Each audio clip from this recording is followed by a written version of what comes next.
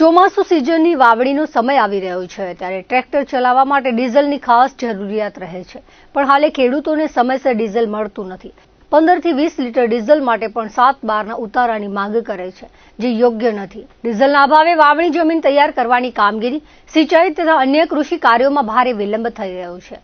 ચોમાસાની અનુકૂળ મોસમ દરમિયાન સમયસર વાવણી ન થાય તો ખેડૂતોને આર્થિક નુકસાન ભોગવવાનો વારો આવી શકે છે। હાલની પરિસ્થિતિને કારણે ખેડૂતોમાં ચિંતા અને મુશ્કેલીનું વાતાવરણ સર્જાયું છે। નખત્રાણા તાલુકામાં ડીઝલનો પૂરતો જથ્થો ઉપલબ્ધ કરાવવા માટે સંબંધિત વિભાગ અને પેટ્રોલ પંપ લોકોને જરૂરી સૂચનાઓ આપી તાત્કાલિક યોગ્ય કાર્યવાહી કરવામાં આવે, જેથી ખેડૂતોને સમયસર ડીઝલ મળી રહે અને ચોમાસુ વાવણીની કામગીરી નિર્વિઘ્ને પૂર્ણ થઈ શકે। તેમજ વાવણી માટે ડીએપી ખાતરની ઉપલબ્ધિ પણ સમયસર થતી નથી। ખાતર વગર પાકને પોષણ ન મળવાથી પાક સંપૂર્ણપણે નિષ્ફળ થઈ શકે છે, માટે સમયસર ખાતર ઉપલબ્ધ કરાવવા માટે પણ રજૂઆતો કરાઈ હતી। કિસાન સંઘના આગેવાનોએ આક્ષેપ કર્યો હતો કે નખત્રાણામાં ખેડૂતોને માંડ 15 થી 20 લીટર ડીઝલ મળે છે। સરકારનો 200 લીટર ડીઝલ આપવાનો હુકમ છે, છતાં પણ 15 થી 20 લીટર ડીઝલ લેવા માટે 3 થી 4 કલાક સુધી લાઇનમાં ઊભું રહેવું પડે છે। 200 લીટર ભેગું મળી જાય તો 8 દિવસ સુધી ખેડૂતોને ધક્કા ન પડે અને પોતાના કામમાં વ્યસ્ત રહી શકે। પેટ્રોલ પંપ દ્વારા ખેડૂતો પાસેથી ડીઝલ લેવા માટે 7, 12, 8 ની માંગણી કરાઈ રહી છે, જે યોગ્ય નથી। 200 લીટર આપતા હોય તો 7, 12 આપવા તૈયાર છે, પણ ડીઝલનો જથ્થો અન્યત્ર બારોબાર વહેંચાતો હોવાની પણ ફરિયાદો કરી હતી। વહેલી તકે ડીઝલનો પૂરતો જથ્થો ખેડૂતોને મળે, ડીએપી ખાતર મળે તથા ટેકાના ભાવે ખરીદી કરાય સહિતની રજૂઆતો સાથે નખત્રાણા તાલુકા ભારતીય કિસાન સંઘના ખેડૂતો મોટી સંખ્યામાં મામલતદાર કચેરી તથા ધારાસભ્યને રજૂઆત કરી હતી।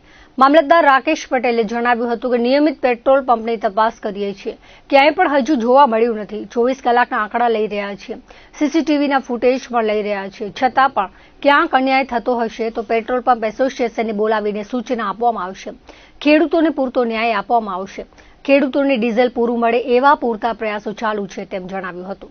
આપણે ખેડૂતોની અત્યારે સિઝન છે, જો ટ્રાન્સફરવાળાને એમ કહે છે કે જો ટ્રાન્સફરને ડીઝલ નહીં આપી તો બધું ખોરવાઈ જશે અને રોજીરોટીનો સવાલ છે, તો રોજીરોટી તો પહેલાં જગતનો તાત જ્યારે અનાજ પકવશે ત્યારે એ લોકોનું હાલ છે, તો પહેલી પ્રાયોરિટી ખેડૂતોને આપો એવી અમારી સરકારને અમારી નમ્ર વિનંતી છે। ખેડૂતો 10 લીટર કે 20 લીટર આખી રાત ત્યાં ઊભા રહે છે અને પછી એમ કહે છે કે હવે ખલાસ થઈ ગયું। 8 અમે આપીએ છીએ તો ખેડૂતોને અમે તો એમ કહીને 200 લીટર આપો, પછી 8 દિવસ ના આપજો, કારણ કે અમારે રોજ લાઈન ઉપર આવવું એ તો ખોટું છે ને। 200 લીટર તમે અમારો 8 લઈ લો, અમારો આધાર કાર્ડ લઈ લો અને તમે 200 લીટર આપો, રોજ ત્યાં ધક્કા ખાવા અને ત્યારે જ્યારે પેટ્રોલ પંપ પર જઈ છીએ ત્યારે એમ કહે છે કે ટ્રેક્ટર લઈ આવો, તો આજ 15-20 કિલોમીટર મળશે। જો ખેડૂતો હોય ને ટ્રેક્ટર લઈને આવે તો 10 લીટર તો એમ જ બાળી નાખે, 10 લીટર બચે તો વાડી ઉપર જઈને શું એ ખેતીમાં કામ કરે। તો આના માટે સરકારશ્રીને અને મામલતદાર સાહેબને અમે નમ્ર વિનંતી કરી છીએ કે અહીંયા મામલતદાર કચેરીને ઘેરાવો ન ઘાલવો પડે, એના પગલાં લે અને સારી રીતે ખેડૂતોને ડીઝલ મળે અને પાયાનું ખાતર ડીએપી પણ મળે। ડીએપીના ભાવ બહુ વધી ગયા છે, તો આજે ડીએપીની બહુ પાયાનું ખાતરની જરૂર છે અને મેન ડીઝલની જરૂર છે, તો એના માટે કાંઈ પણ ઘટતું કરે એવી અમારી સરકાર પાસે માંગણી છે। નખત્રાણા તાલુકા ભારતીય કિસાન સંઘ દ્વારા જે અવારનવાર ડીઝલ માટેની રામાયણ છે, સમયસર ડીઝલ મળતું નથી અને ખેડૂતોને વાવણીનો અત્યારે સમય છે, અગર વાવણી ચૂકી ગયા તો આખો પાક નિષ્ફળ જવાની ભીતિ છે। તો ડીઝલ સમયસર મળે અને 15-20 લીટર માટે આખી નાઇટ ઊભું રહેવું પડે છે, જેની પણ એક મજબૂરી છે। 15-20 લીટર આપો 7-12ની જે માંગણી કરે છે પેટ્રોલ પંપવાળા, એ પણ સાહેબને રજૂઆત કરી કે અત્યારે જો કિસાન બચશે તો દેશ બચશે। આમ કહેવાય છે ખેતી પ્રધાન દેશ છે, પણ ખેડૂતોની વાત કોઈ સાંભળતું નથી। ગઈ 13 તારીખના આવેદનપત્ર આપ્યો તો મામલતદારશ્રીને, પણ આજે 15 દિવસ થયા કોઈ નિરાકરણ આવ્યું નથી। તો આજે એક ડીઝલ માટે અને રાસાયણિક ખાતર પણ જે પાયાનું ખાતર આવે છે, જે અત્યારે વાવણીના સમયમાં જરૂરી છે, એ પણ મળતું નથી।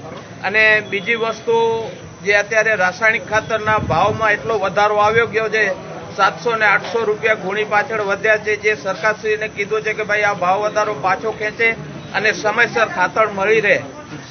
આજે અલ્ટિમેટમ આપવા આવ્યા છે, આ 2-5 દિવસમાં અગર સોલ્યુશન નહીં થાય અમારા પ્રશ્નનું, તો આવતા 2-5 દિવસની અંદર રોડ ઉપર આવી જઈ અને આ મામલતદાર કચેરીને ઘેરાવ કરવાની ફરજ ના પડે એના માટે સાહેબશ્રીને આજે આવેદનપત્ર આપવા આવ્યા હતા।